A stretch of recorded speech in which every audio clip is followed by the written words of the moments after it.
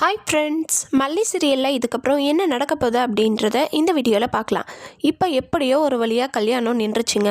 என்ன, நம்ம பாபுக்கு தான் ஒரு பெரிய கெட்ட பேர், மரியாதை இல்லாமல் நம்ம விஜய் பேசி நம்ம மல்லி எதிர்க்க ரொம்பவே கஷ்டப்படுத்திட்டாங்க. புத்திசாலித்தனமாக நம்ம நாகு பார்த்திங்கன்னா, மல்லி நான் வரேன், வெண்பாக்குட்டி வரேன், நான் வாங்க போகலாம் அப்படின்னு சொல்லிட்டு கூட்டிகிட்டு போயிட்டாங்க. அதுக்கப்புறம் அங்கே போனதுக்கப்புறம் பாபுக்கு ஒரே சந்தோஷம். இப்போ தான் எனக்கு நிம்மதியாக இருக்க முடியுது அப்படின்னு சொல்லுது. தங்கச்சி நைட்டெல்லாம் தூங்காமல் பரண்டு அப்படியே அழுதுகிட்டு இருந்ததை பார்த்து ஒரு அண்ணனா நம்மளால் எதுவும் செய்ய முடியலையேன்னு சொல்லிட்டு ரொம்பவே ஃபீல் பண்ணிட்டு இருந்தது. எல்லாத்தையும் ஷேர் பண்ணி பேசிகிட்டு இருக்காங்க நாகவும் பாபுவும். இந்த பக்கம் பார்த்திங்கன்னா, இந்த கதிரேசன் முட்டாள்தனமாக ஒரு வேலையை செஞ்சுருக்காரு. அவருடைய சைடு இருந்து பார்த்தா அது முட்டாள்தனம் தான். ஆனால் இந்த பக்கம் நம்ம மல்லிக்கு பார்த்தா ரொம்பவே அருமையான காரியம். தன்னோட பொண்ணாக நினச்சிட்டு இருக்கிற இந்த சுடரை கையோட கூட்டிக்கிட்டு வீட்டுக்கு கூட்டிகிட்டு போயிடுறாங்க. இந்த ராஜி பயங்கர டென்ஷனோட இந்த மாதிரி மூளை இல்லாத மண்டைனா இருக்கானே இவன் அப்படின்னு சொல்லி நினச்சிட்டு அவங்களும் உள்ளே போயிடுறாங்க. இவனை வச்சு எப்படியாவது இந்த மல்லியை வீட்டை விட்டு வெளியே துரத்திடலான்னு பார்த்தா இது வேலைக்கு ஆகாமல் போச்சு அப்படின்னு சொல்லிட்டு ராஜி ஒரு பக்கம் டென்ஷனுங்க. இந்த ரஞ்சிதா ஆளையே காணோம், எங்கே போனாங்கன்னு சொல்லிட்டு அவங்க புது கல்யாண ஜோடியாக அவுட்டிங் போயிருப்பாங்க போல். சரிங்க, இதுதான் நிலவரம். இப்போ மல்லியும் விஜய் வெண்பாக்குட்டி 3 பேரும் இருக்காங்க. வெண்பாக்குட்டி அருமையான ஒரு கொஷின் கேட்குறாங்க நம்ம விஜய் பார்த்து.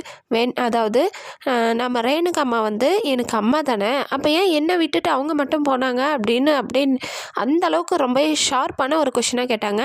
விஜய் இதை யோசித்து பார்க்கணும். தன்னோட பொண்ணுன்னு சொல்லிட்டு அவ்வளோ உருகுறாளே, நான் ஒரு செகண்ட் கூட வெண்பாவை பற்றி எதுவுமே பேசாமல் போயிட்டாலே அப்படின்றத மனசுக்குள்ளேயாவது நினச்சி பார்க்கணுங்க. சரி, இப்போது நம்ம மல்லி நினச்ச மாதிரி கல்யாணம் நின்றுச்சு. ஸோ இவங்களுடைய லைஃப்பில் இப்போதைக்கு எந்த ஒரு டிஸ்டர்பன்ஸும் இல்லை, ஸ்மூத்தாக போக போது ரொம்ப சந்தோஷமாக இருக்க போகிறாங்க.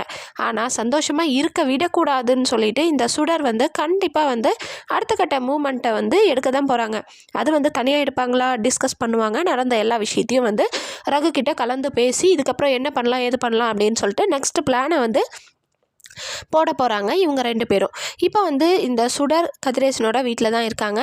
இதுக்கு முன்னாடி நம்ம மல்லியோட வீட்டில் இருக்கும்போது மல்லி உஷாராக கண்டுபிடிச்சிடுறாங்க அவங்க யார்கிட்ட பேசுகிறாங்க என்ன ஏதுன்றதெல்லாம்.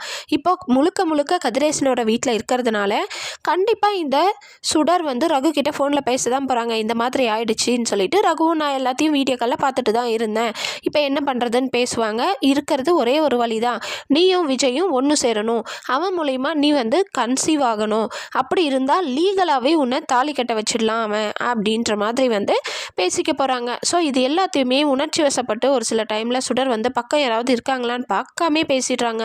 அதனால் இப்படி பேசிகிட்டு இருக்கும்போது கண்டிப்பாக ஒன்று கதிரேசனோ இல்லை நிஷாவோ இந்த ஒரு விஷயத்தை பார்த்தாங்க அப்படின்னா அவ்வளோதான், கதை முடிஞ்சது. சுடரோட கதை அந்த கதிரேசன் வீட்டை விட்டு வெளியே துரத்த போகிறாங்க. ஸோ வெயிட் பண்ணி பார்க்கலாம் என்ன நடக்க போகுதுன்னு சொல்லிட்டு. இந்த மாதிரி நடந்தால் நல்லாயிருக்கும்னு நினைக்கிறவங்க மறக்காமல் ஒரு லைக் போட்டுக்கோங்க. இந்த வீடியோ உங்களுக்கு பிடிச்சிருந்தா லைக் பண்ணுங்கள், ஷேர் பண்ணுங்கள், சப்ஸ்கிரைப் பண்ணிக்கோங்க. ஓகே ஃப்ரெண்ட்ஸ், பாய்.